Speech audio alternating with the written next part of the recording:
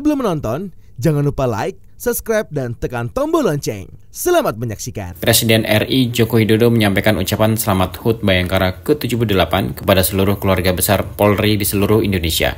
Presiden juga mengapresiasi kerja keras dan pengabdian seluruh anggota Polri dalam menjaga stabilitas dan keamanan selama proses demokrasi pemilu 2024 serta agenda-agenda besar pembangunan Indonesia. Seperti disampaikan Presiden Jokowi dalam amanatnya saat menjadi Inspektur Upacara pada upacara peringatan Hari Bayangkara ke-78 tahun 2024 di Pelataran Merdeka Monumen Nasional Jakarta. Dalam amanatnya, Presiden menyatakan kepuasannya terhadap survei terbaru yang menunjukkan citra polisi semakin baik, bahkan menempati urutan tertinggi kedua.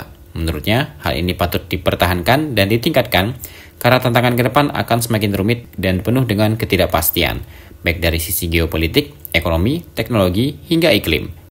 Kepala negara menekankan Polri harus makin lincah, adaptif, dan memiliki cara pandang strategis, menjadi cooling system dan perekat kebinekaan, profesional, dan tidak tebang pilih dalam penegakan hukum, serta harus memiliki kemampuan teknis yang lebih unggul dari pelaku-pelaku kejahatan.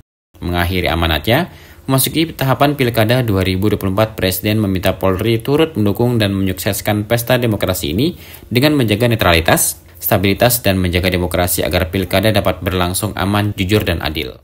Pertama-tama saya ingin menyampaikan ucapan Selamat Hari Bayangkara yang ke-78 kepada seluruh keluarga besar Polri dimanapun saudara-saudara bertugas. Serta terima kasih atas kerja keras, atas pengabdian seluruh anggota Polri dalam menjaga stabilitas dan keamanan, proses demokrasi pemilu 2024, dan agenda-agenda besar pembangunan Indonesia, sehingga bangsa kita mampu tetap tumbuh di tengah tantangan dan ketidakpastian global saat ini. Keluarga besar Polri yang saya hormati, Polri memiliki peran sentral di masyarakat, selalu bersentuhan dengan kehidupan sehari-hari masyarakat. Polri tidak ada liburnya. Polri ada di mana-mana, tidak ada wilayah yang terlewatkan bagi Polri. Tapi di sisi lain, artinya rakyat juga melihat dari dekat seluruh gerak-gerik dan tindak tanduk Polri. Saya senang beberapa survei terbaru menunjukkan citra Polri yang semakin baik, bahkan menempati urutan tertinggi kedua. Ini patut kita syukuri, serta harus dipertahankan dan ditingkatkan. Dengan apa? Dengan komunikasi publik yang baik, dengan menjadi contoh, dengan menjadi teladan, dengan membangun etika pelayanan yang berorientasi pada rakyat. Karena tantangan ke depan tidaklah semakin mudah, baik dari sisi geopolitik, dari sisi ekonomi, teknologi, iklim, semuanya semakin rumit dan penuh dengan ketidakpastian. Di sisi lain, pelaksanaan tugas Polri juga sangat berpengaruh terhadap ketahanan bangsa dalam menghadapi beragam tantangan, serta daya saing kita di tengah kompetisi global.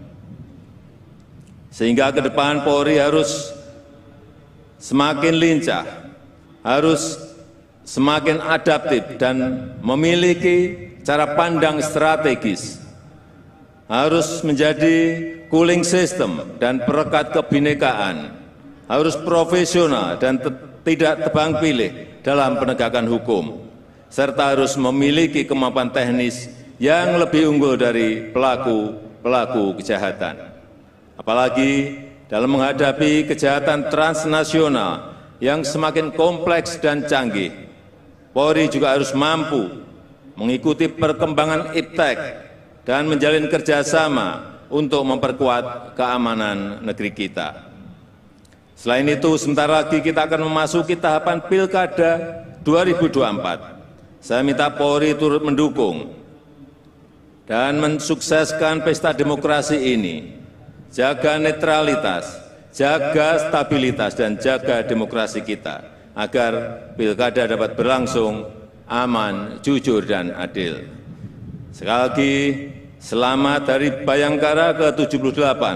Jadilah insan Bayangkara yang menjunjung tinggi Tribrata Polri, yang solid secara internal, yang sinergis secara eksternal, khususnya dengan TNI, serta setia melayani dan mengayomi masyarakat.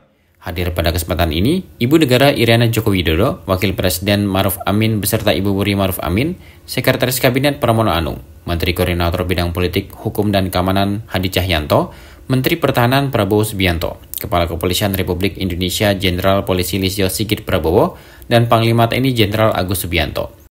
Hadir juga Wakil Presiden ke-10 dan 12 RI Muhammad Yusuf Kala, Istri Presiden ke-4 RI Ibu Sinta Nuriyah Abdurrahman Wahid, para pimpinan lembaga tinggi negara, serta para duta besar negara-negara sahabat.